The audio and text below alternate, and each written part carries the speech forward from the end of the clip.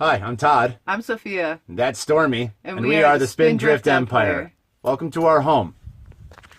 I am going to leave the frame, and I'm going to come over to the other side of the camera so that we can get a good shot. Why don't you get started? So we're going to do a quick tour of our trailer. You'd be surprised what you can fit in a 6x12 cargo trailer. So we have a full queen-size bed, and for storage solutions, we got a simple frame that has wooden slats that supports the mattress. So I'm gonna, hang on, let me back out so we can get this in shot. There we go. So for a storage solution, we got a metal frame that we put up on risers that leaves us about 2 feet or so of storage space. So we have bins, we have baskets, we have bags, and everything's arranged from the least used to the back corner, going towards the front for easy access for daily use. And as you can see, we're quite comfortable. We have all our pillows, our mattress, and our frame that we use when we move into a next place. So we have our trailer set up this year so that if we get a job offer, we take what we have in this trailer, go live there, and then go back at another time to Billings, Montana to get the stuff out of our storage shed. And we built these custom shelves. Last year we did not have any of this. Everything was in bins, piled up, stacked up, sloppy, hard to deal with, and we had everything we owned shoved under the bed. Like I said, this year we got a storage unit, and life is way better. So in celebration, we built these custom shelves. I wanted something about 1 foot deep because that's enough space to work with the many different, levels that we have here. I was able to take other bins and use that to divide the space up. So we have screws holding these in place. We have bungees that go from here down to here on these little hooks for when we're on the road, so this doesn't shake loose. As you can see, at one point this fell out and broke. So we came up with a solution for that. Same thing up here with this metal rack. This is our fresh food bin and stuff that gets used quickly. So we just take a piece of plastic. It's one of those cutting boards down there. One of the thin, flexible ones. Put it up there with a bungee cord, and it keeps everything in place. So and we have a dog food container, so that we don't have to deal with the bag. That fits really nicely. Because we're mostly living outside, we have our pantry at the end of the trailer, and it makes it easy for me to be out with the stove or the grill and reach in here, grab the spices I need, including some of the world famous Hatch chili peppers, which is where we just spent our last 2 weeks over in Hatch, New Mexico. And that's what that bag is full of. Yes. Why don't you talk about the closet real quick? So we wanted a wardrobe. We never know what type of weather we're going to be in. We have prepared for everything from snow to rain to, hot, dry climates. So I wanted to not see all those clothes hanging up and sticking out of our shelves. Last year we had these metal units. They had sides and they were 3-tiered, and we had a different kind of setup, and just seeing all this visual clutter and getting the dust that blows in through the doors was not ideal. So I feel like really proud of this solution. We got our shoes down at the bottom so all the dust can fall straight down and they stay in place. When you're driving down a dirt road and you're bumping up and down through washes and ruts and over stones, anything that's not secured is going to come tumbling down. So we just came up with just some really nice ideas to keep this nice and neat and organized. And especially when it's cold out at nighttime, you don't want to mess around. When you get home or that sun goes down in the desert, it gets really cold. It can drop like 10 or 15 degrees in a matter of minutes. So you want to be able to come in here and know where your long johns are and your warm socks and your boots. Now, we made those doors in a campsite, one of our first campsites. We made those doors out of some 1x2 furring strips, some 1/8" plywood, and just added the hardware. We have a tool set with us so that we can do work like this. Just put the hinges on and the closures, And then what you're seeing on the finish there, that looks like a tiger, it is Shosugi Ban. Shosugi Ban, which is a Japanese method of torching wood. If you torch it completely black, it will actually protect it from the elements. It seals off the cellular structure somehow. Or you can use it to achieve a really awesome look and bring the grain out and make it really pop. Then we used an acrylic mixed with water to just get like a light wash on it, and we're really happy with that. So this year, this is our second. Let me start over again. This is our second. There's no editing. There's no editing. This is our second year in this trailer.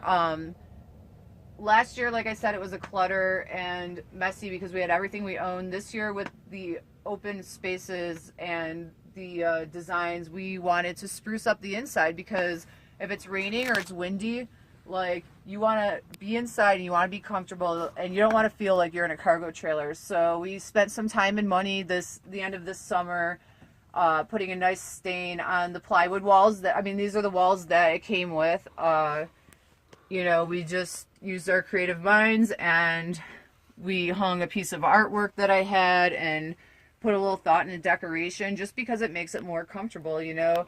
So I did a little mural on the ceiling of swallows flying, which I showed off earlier because I absolutely love it.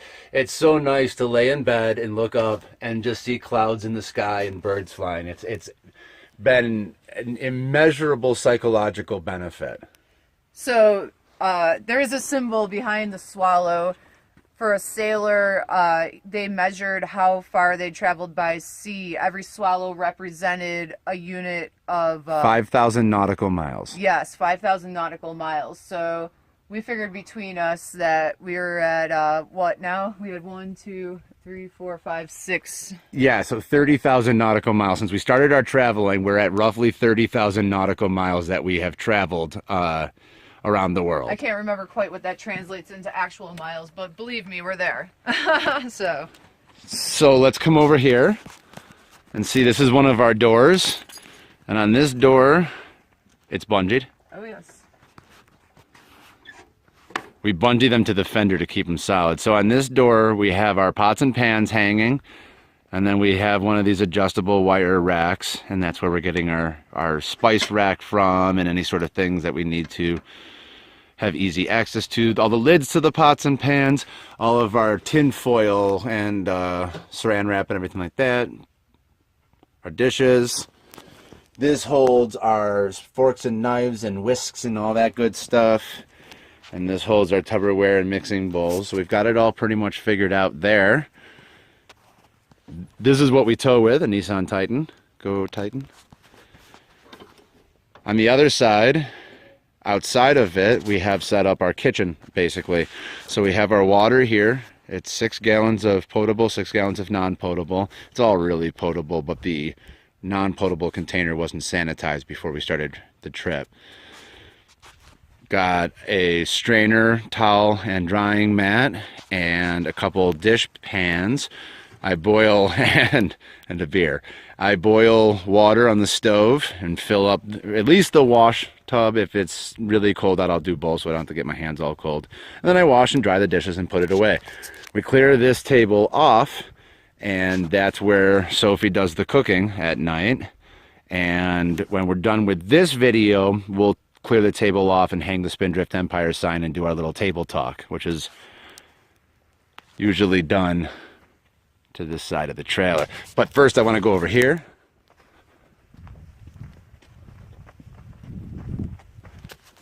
And then show the side. So this is quote unquote my door. This is where I get in and out because I sleep on this side of the bed. And these are the shelves that we used to have and we repurposed in the wardrobe, and we've got our shower bags and everything, and this is just a nice way to keep organized things like my shoes and my slippers. We even have a Lucky Burrows slipper. We do, yeah. And I just want to take a moment to point out the awesomeness that this Valspar stain, was yes. It? Yeah. It came out, it's a coat of white covered by a coat of blue. So we wanted to be able to get in and out of this door and lock it from the inside, so I had to add this. So I just cut a hole in the frame, and then the door, and I added this, and now that we can be inside the trailer and close ourselves in and lock ourselves in if we're in a kind of a shady spot. Shady as in like suspicious, not shady as in unsunny. Maybe I should have worked better on taping my paint job off. Yeah. But, you know. We have this hasp has been locked together, and then this, which is the other half of the locking mechanism, has been locked together. This way nobody can lock us in from the outside. So that's just a little bit of foresight. There's the bucket we poo in when we have to. There's some authentic New Mexican cow poo. Yes. There's our grill, which is strapped up because we haven't used it yet in this camp. And then here is our solar array. We have 300 watts of panels. We have 3 AGM deep cycle batteries. This here is what I call the juice box, and it is the kind of the heart of the solar array. It has the charge controller and the inverter installed inside of it, and all of the wiring with the cutoff switches. So all I do is I wire the batteries up and then plug it into one side, wire the solar panels up, plug it into the other side, turn the switches, and it's good to go. At the moment it's a little bit cockeyed because we're having a problem with this battery.